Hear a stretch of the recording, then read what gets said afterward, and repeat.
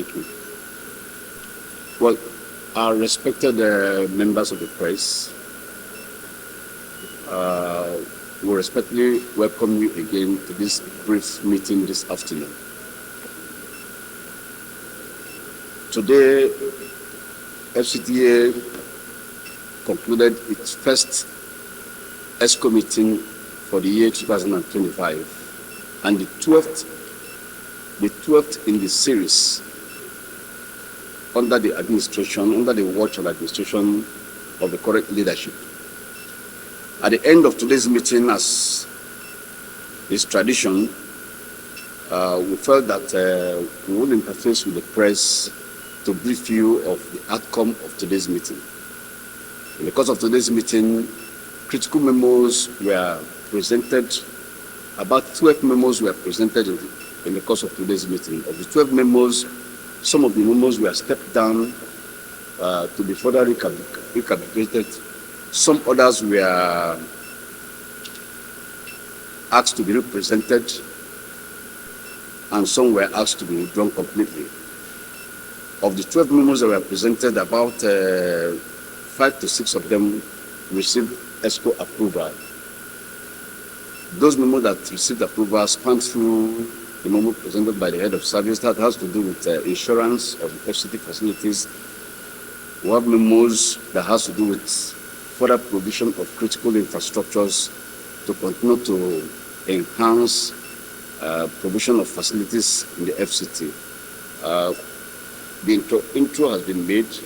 I will ask the Director of Security to commence and give a brief on the memo that relates to the security area, and then Head of Service will follow, and then the coordinator will then take.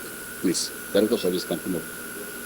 No, come on. Ladies and gentlemen of the press, as the Chief of Staff to the Honorable Minister highlighted, the first meeting of the Exco, the FCT, consider very critical memos, among which is the memo presented by the Security Service Department for the provision of other security infrastructure.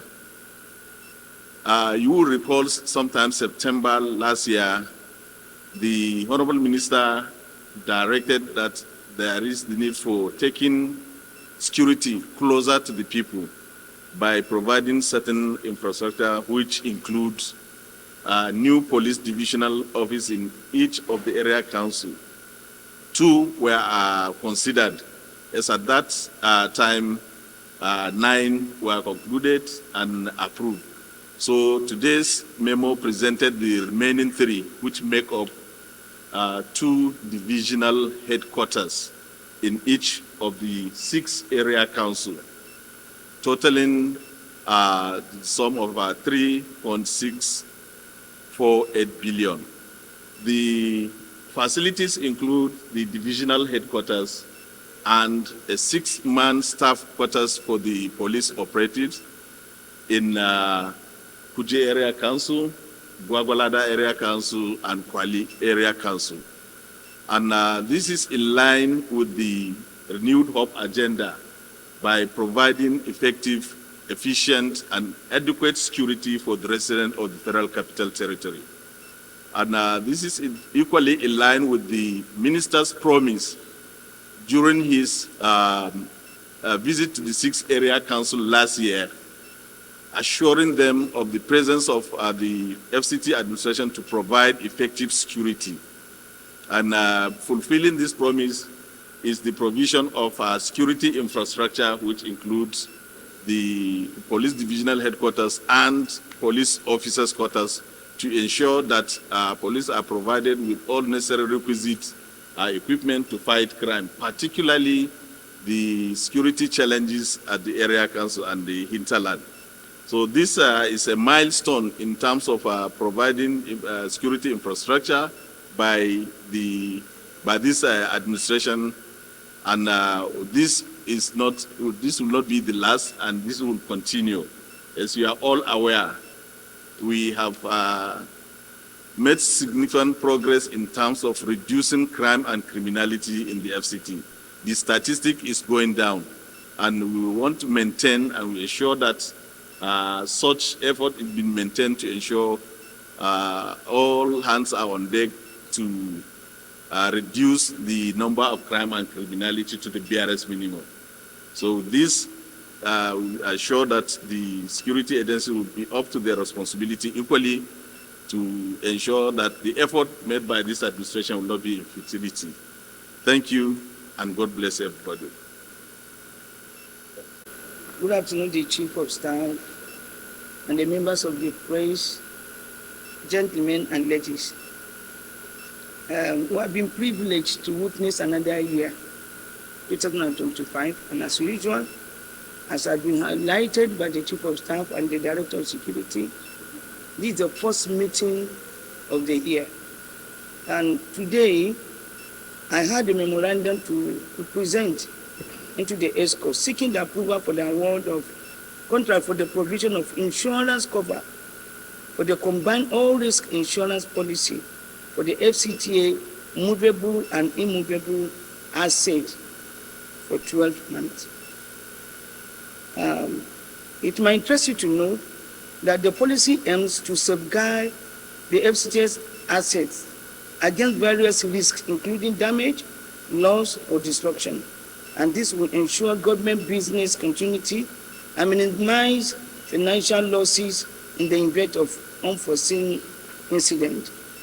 And furthermore, this memo or memorandum is a directive from the federal government direction under an act and dated 21st July 2018, mandating the compulsory insurance of government assets, properties, buildings under construction, and public fundings. And it falls under the section 64 and 65.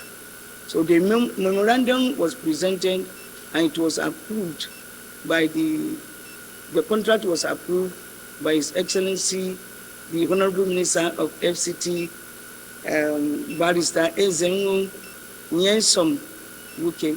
Thank you.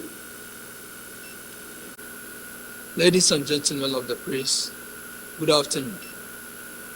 Having exhausted long period of hours deliberating on so many issues, regards to so many memos, the executive committee have approved so many memorandums, part of which with me here is the approval of award of contracts for the construction of 33 kV power supply from Dawaki to Buhari and solar street lights system of Arab Road and U-shaped road connecting to Arab Road in favor of Mrs. CGC Nigeria Limited for the completion, within the completion of a period of 6 months.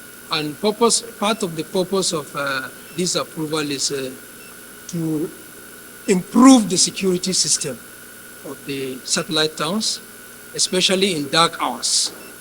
And the second approval here with me is the ratification of award of contracts for the construction of multi-event sports centers in Abuja, lots 1 and 2, in favor of Mrs. Earthgain Energy and Environmental Services Limited. And second contractor is Twaga Nigeria Limited for the completion period of 12 months.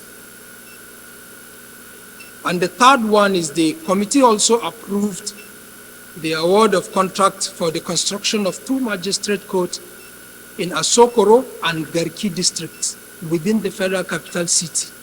Also, the completion period of 15 and 18 months. This is also in line with the renewed hope agenda of Mr. President, and as well to improve the service delivery of the Federal Capital Territory Administration. Thank you very much. Having first to know the contractors, the insurance underwriters are the Mrs. Consolidated Healthmark Insurance PLC lead in bracket, and we have Mrs. KBL Insurance PLC We have Mrs. Cornerstone Insurance PLC and Mrs. Crown Takaful Insurance Limited. These are the contractors, and the brokers are Mrs. Sandvik Insurance Brokers Limited, Mrs. Radiance Insurance Brokers Limited, and Mrs. KOP Insurance Brokers Limited. So, to the fact that the essence and the value of insurance cannot be overstated. That government has all the securities does not in any way diminish the fact that government assets and properties need to be insured. So, physical security of policemen and military does not in any way underscore the fact that government assets, critical assets, need to be insured. That is the essence of this insurance policy. And it's mandatory anyway. It's incumbent on FCT to carry out these policies. It's not a policy that is specifically originated by FCT. The same thing is replicated in other strategic departments and arms and other ministries of the federal government. Thank you. Yes? Officially, if this officially accepted, we need the value. The value of the contract. The value of the insurance contract. Yes, you can give that. The value of the insurance. The value of the insurance is 795,067,438 Naira 99 kobo. Thank you. Officially, if this officially accepted, we need the value. The value of the contract. The value of the insurance contract. Yes, you can give that. The value of the insurance. The value of the insurance is 795,067,438 Naira 99 kobo. Thank you. The other soon.